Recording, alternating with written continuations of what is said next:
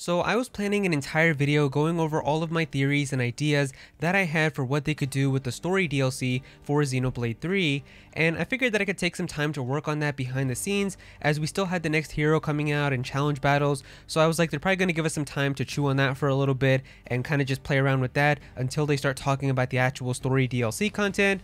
But I'm sure you guys saw that last Nintendo Direct, which was insane. They just did not care, man. They just started revealing kind of the story DLC and gave us a little teaser for a couple seconds, but that one teaser just had so much information to already unpack and go through and talk about. So yeah, here's the video for that. We're going to be going through that, and I'm going to be talking about all of my theories and all of that now inside of this video.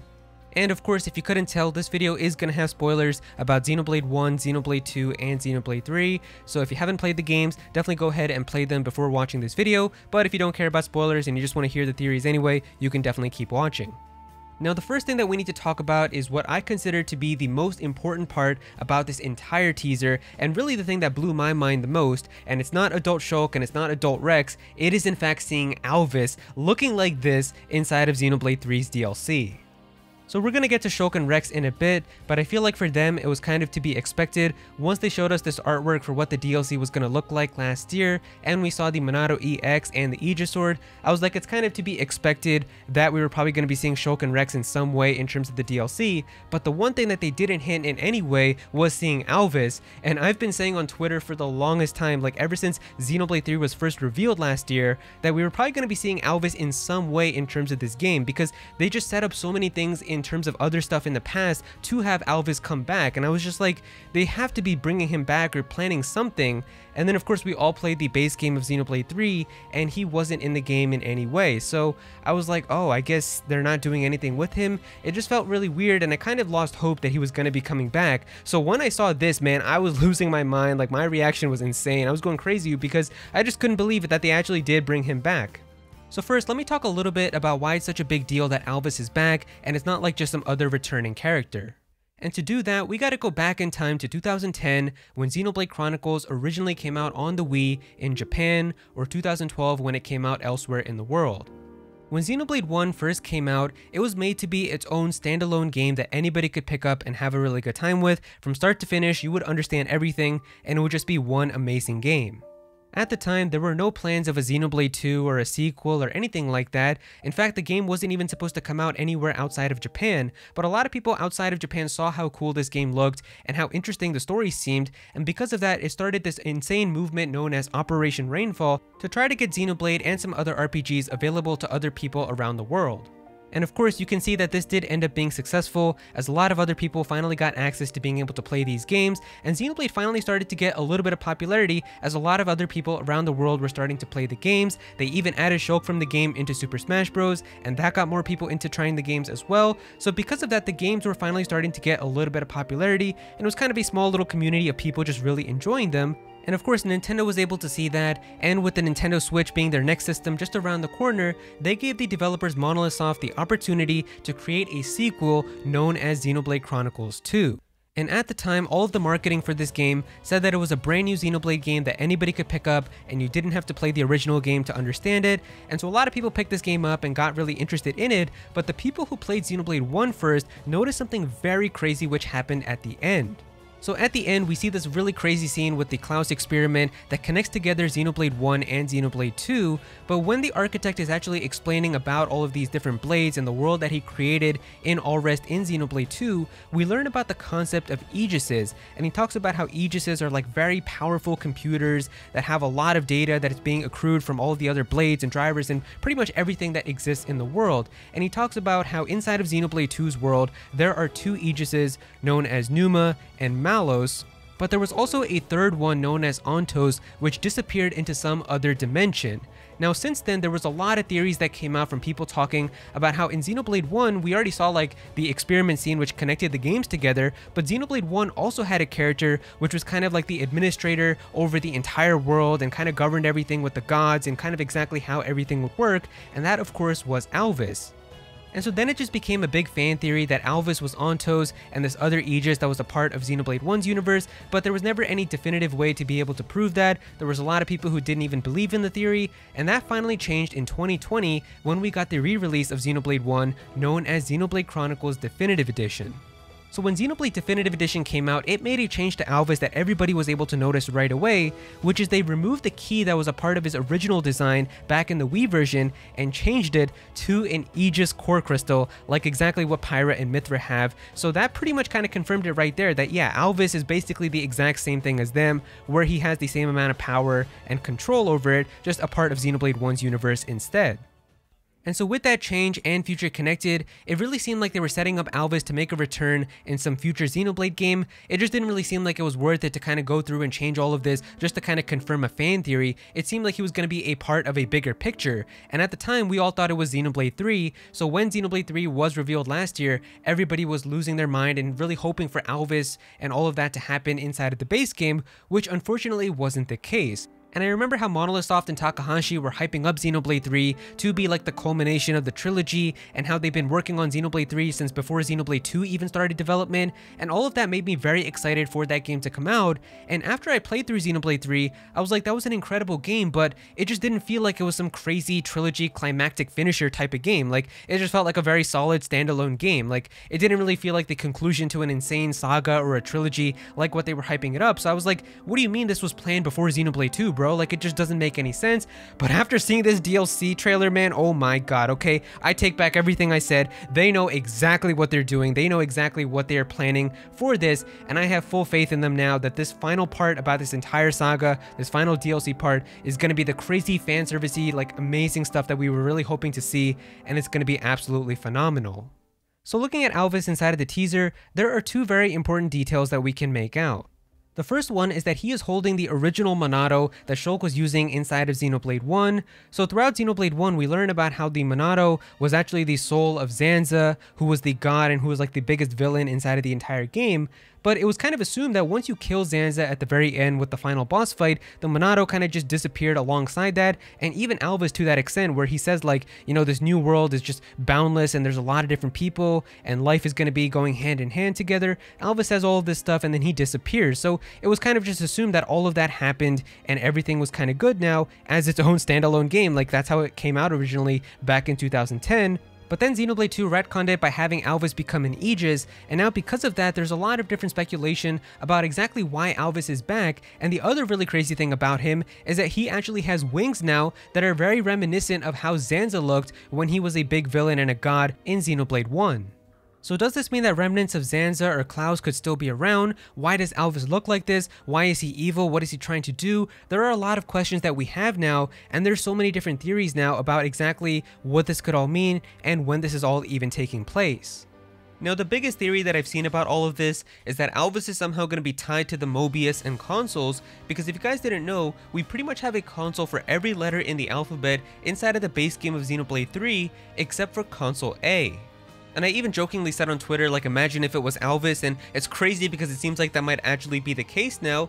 But yeah, we pretty much knew who every single console was except for A, and a big theory that a lot of people had for A was that A was Ionios itself, but to me that never made any sense, because why would every single other console be a person, but then A is just not a person at all? It really seemed like to me like they were hiding console A because of some reason, and it definitely seems like that reason is because console A is going to be Alvis, and somehow I feel like it's going to tie into the rest of Mobius and a lot of the other stuff that's going to be involved in it, so I can't wait to see how that exactly works.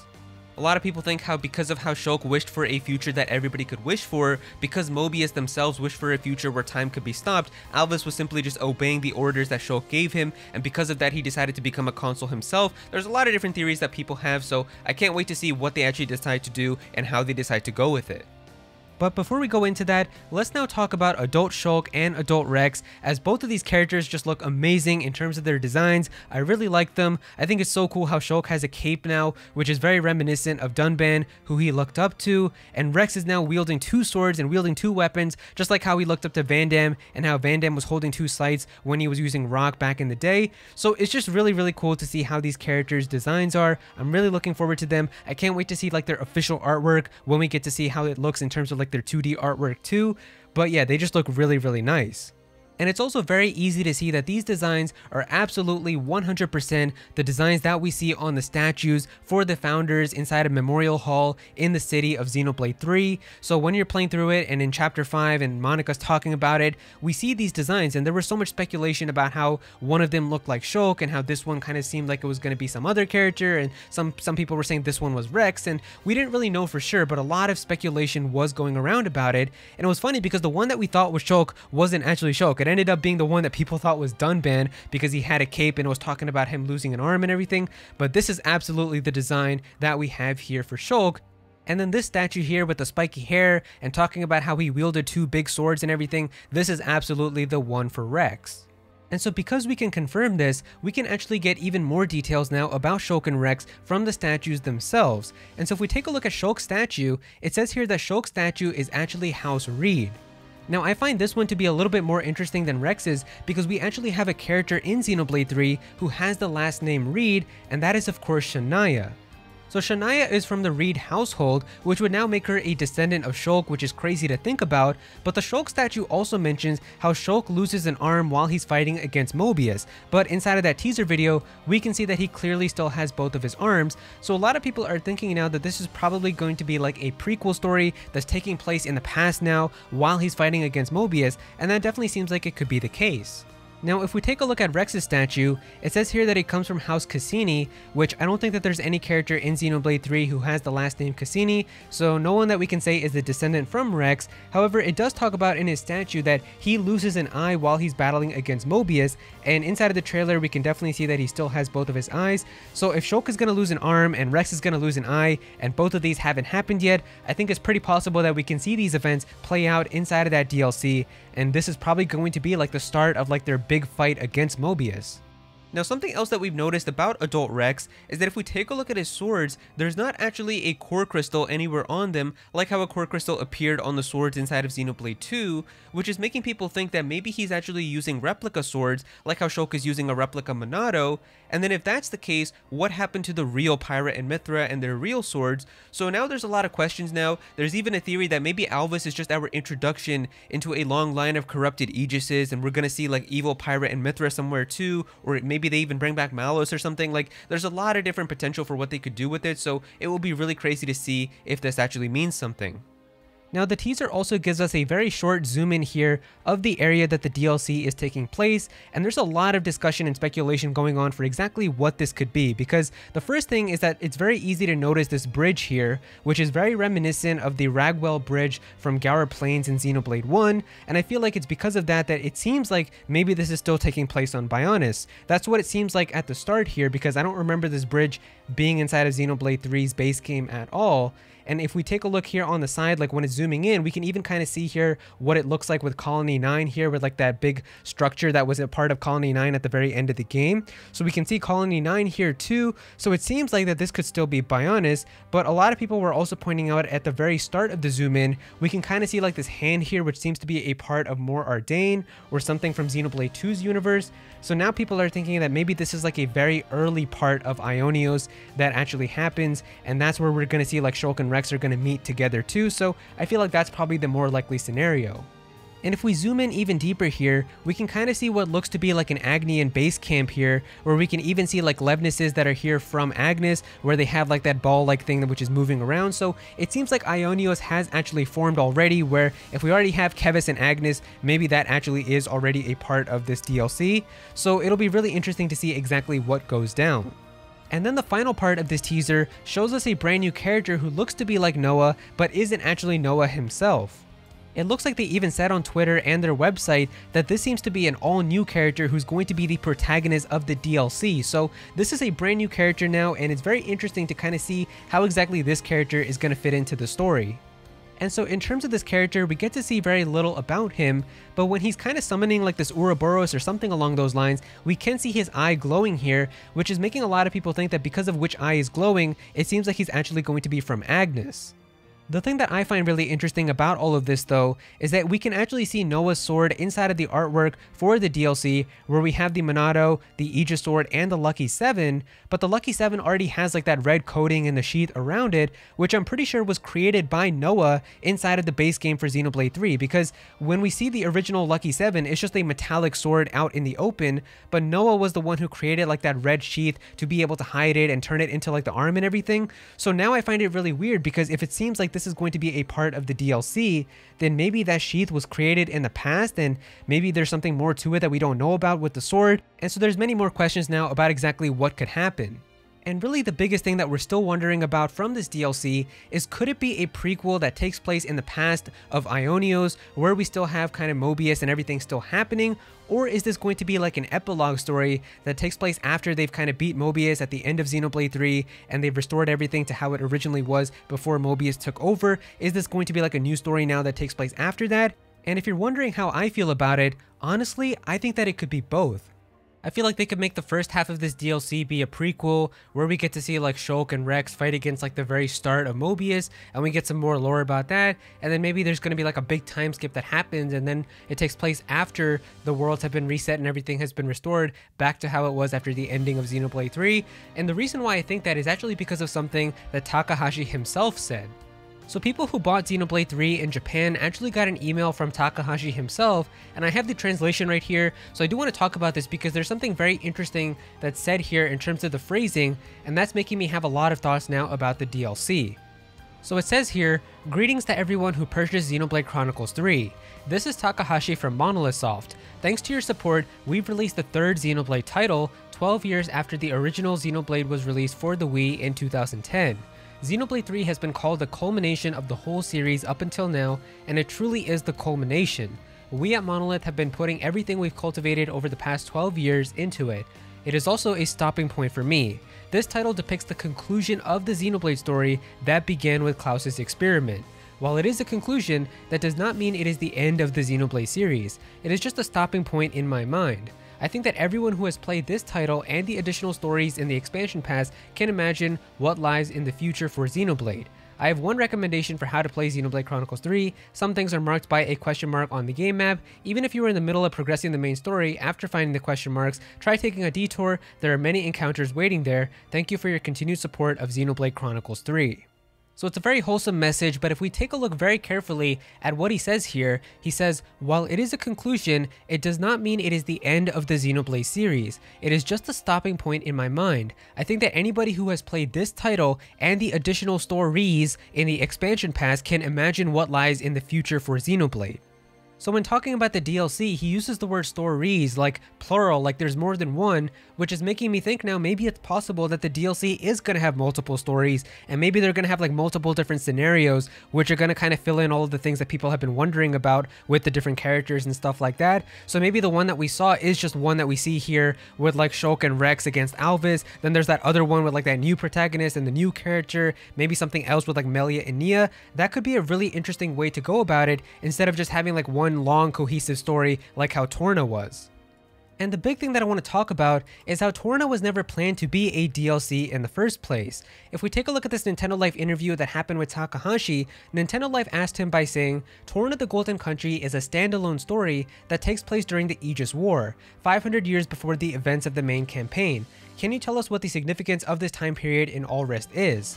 And Takahashi replied by saying, well, for Torna the Golden Country, I can tell you that first off, when we were considering this content, we originally planned to sandwich it between the 7th and 8th chapters of the main game. The more we dug into it, however, the more we realized that it was a very expansive story that we were trying to tell, and it would be too difficult to try to fit it into the main story, so we approached Nintendo and asked them what we thought should be done. After talking to them, we decided we should. You're probably familiar with Jin from the main game, and we had a really important story we wanted to tell about his character, and we're using the DLC to do that. So really, Torna was never supposed to be a DLC in the first place. It was supposed to be after Chapter 7 and before Chapter 8, and honestly, if you think about it, it makes perfect sense. What happens in Chapter 8? You visit the land of Moritha where you see the dead Tornan Titan. Jin talks about kind of how exactly he became a flesh eater, and what happened to Laura, and exactly how Amalthus took over the world and all of that, and that would have been perfect to have that explanation right after kind of seeing all of the crazy stuff that happens in Torna if you played that right after Chapter 7. The reason why I'm talking about this is because I'm very confident now that when they started planning out Xenoblade 3, they already knew that they were going to have a separate part of that story be for the DLC. And it wasn't like with Xenoblade 2 where they were just making the entire story of Xenoblade 3 and somewhere in development they were like, guys, this is too much. We need to like cut this out and make it into its own type of DLC. That's what they did with Torna, but I think because of the success of Torna and how many people really loved it, I feel like Takahashi knew like for this game, we're just going to have the base game be exactly this, and then this is what the DLC is going to be with like the crazy fan service stuff with like Shulk and Rex and all of that. I feel like that has got to be what they were planning from the start. And I feel like that's got to be the reason why for a lot of people, after finishing Xenoblade 3, it still felt like not everything was answered. There were still a couple of little plot threads that were left open, and I feel like this DLC is finally going to fill in all of those things and answer that and really kind of connect everything together that people were really hoping to see inside of the base game. So I fully trust Takahashi again. I think that he knows exactly what he's doing, and to be honest, I feel like that's probably the reason why this ended up being its own thing in the DLC, because he didn't want just the last couple of hours inside of the base game of Xenoblade 3 to really do all the crazy stuff that he wanted to. So instead, they're making it into its own DLC, which is now going to have even more content and really have a lot of stuff that they can do to really kind of make this be the final climactic finisher to this incredible Xenoblade saga, and I can't wait to see how it all goes down.